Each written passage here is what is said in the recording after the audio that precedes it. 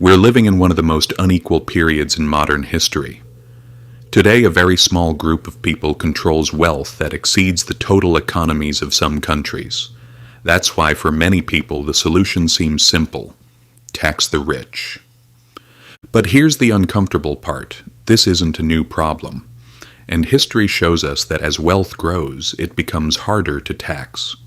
Because the wealthiest people have always found ways to move their money to places where the system can't easily reach it. In fact, this story goes back thousands of years. Think about the Roman Empire. It was massive, and it collected significant taxes to fund its armies, roads, and cities. Taxes were everywhere. But here's the interesting part.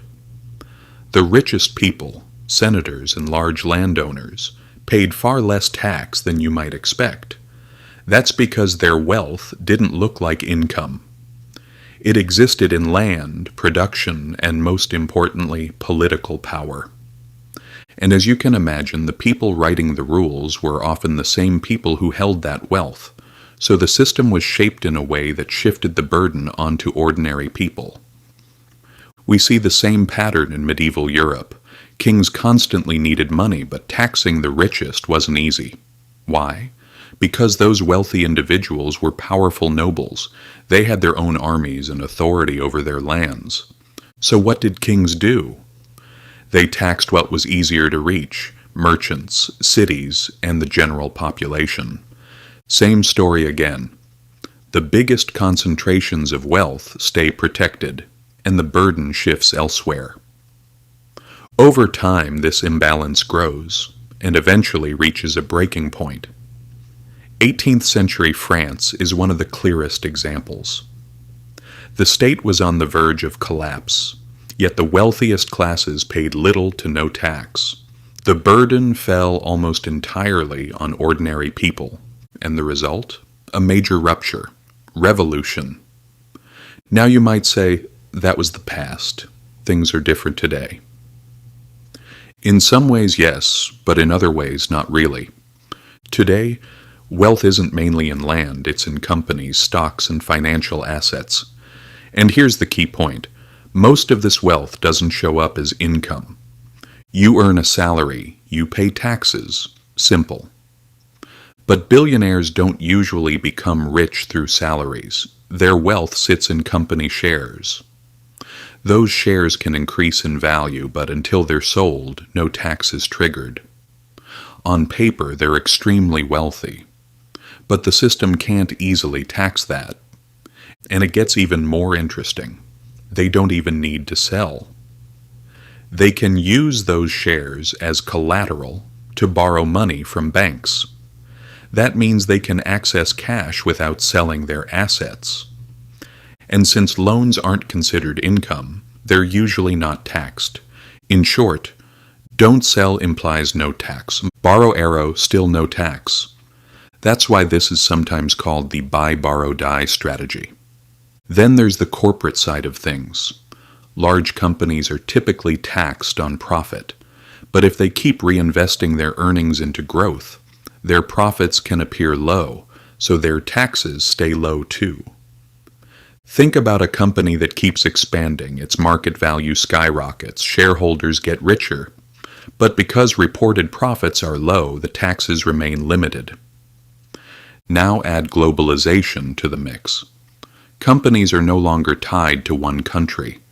They can produce in one place, sell in another, and report profits somewhere else entirely. So the question becomes, who actually gets to tax this wealth? This is where things get truly complicated. Because the issue isn't just about raising tax rates anymore, it's about understanding how wealth is structured. Modern wealth exists in layers: companies, shares, funds, multiple countries, different legal systems. And each layer makes the system harder to manage. This isn't necessarily a conspiracy. It's the natural result of a system that has evolved over time. Companies seek efficiency, investors seek opportunities, and lawyers find legal ways to reduce costs. The result is a highly complex structure. Governments try to keep up, but they are often one step behind. Still, history shows us something important. Systems don't stay the same forever. They evolve. There was a time when income tax itself was considered radical. The same goes for corporate tax. Today, new ideas are being discussed. For example, limiting how much people can borrow against their shares, or restricting the ability of massive companies to grow indefinitely without showing profits. These aren't magic solutions, but they highlight something important. The real issue isn't just tax rates, it's system design. And maybe the most important point is this. As wealth grows, it doesn't just become money, it becomes power. That was true in Rome. It was true in the Middle Ages. And it's true today. Money creates influence. Influence shapes rules.